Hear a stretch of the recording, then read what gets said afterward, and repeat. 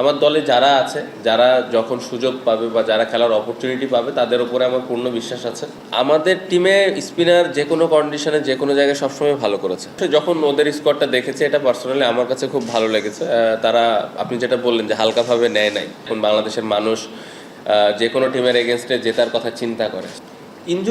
ইঞ্জুরিতে আক্রান্ত দল কথাটা শুনতে ভালো লাগতেছে না।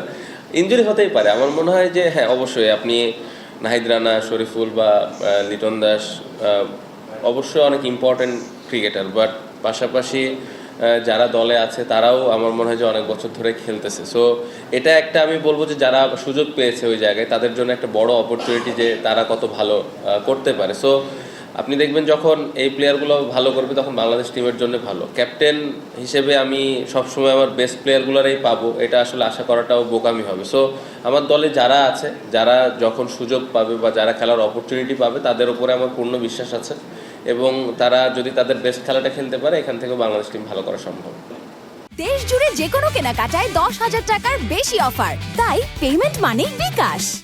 না, তামিম ভাইয়ের সাথে আমার কথা হয়েছে, ওটা বিষয়টা ক্লিয়ার ছিলাম, এবং লিটনকে কংগ্রেচুলেশন। এবং আমার মনে হয় যে সে টি-20 পুরা টিমটাকে যেভাবে লাস্ট কয়েক বছরে একটা ভালো জায়গায় নিয়ে আসছে, ওয়ানডে টিমটাকেও আমার মনে হয় যে ভালো একটা জায়গায় নিয়ে যাবে।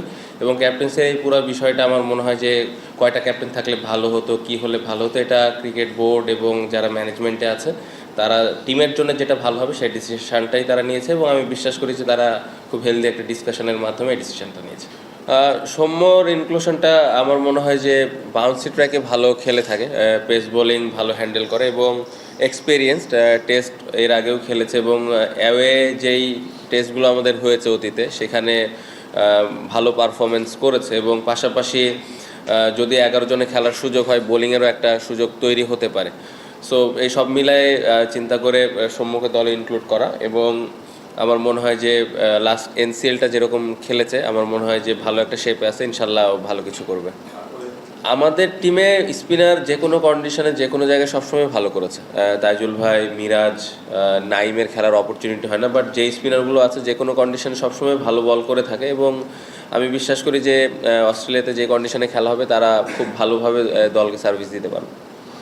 যদি 4টা ডান হাতে হতো তাহলে তো এই কোশ্চেন হয় না, সো 4টা বাম হাতে হলে এই কোশ্চেনটা হয়, বাট আমার কাছে মনে হয় না খুব বেশি একটা প্রবলেম হবে, কারণ সুইমিং উইকেটে খেলা হয়। যদি এমন হয়তো যে না আমরা স্পিন ট্র্যাকে খেলতেছি বা এখানে বোলারদের অনেক বেশি হেল্প আছে, সেক্ষেত্রে অনেক সময় আমরা বাম হাতে ডান হাতে কম্বিনেশন করার চিন্তা করি, বাট এখন বর্তমান সময়ে যেভাবে ক্রিকেটটা আগাচ্ছে আমাদের আসলে খুব বেশি এগুলো নিয়ে চিন্তা করার অপশন নেই, এবং যে 4টা লেফট হ্যান্ডেড ব্যাটসম্যান আছে তারা ক্যাপাবল যে ভালো করার জন্য। সো আমার মনে হয় না যে এটা নিয়ে খুব বেশি চিন্তার কোনো কারণ আছে যদি আমরা আমাদের বেস্ট খেলাটা খেলতে পারি।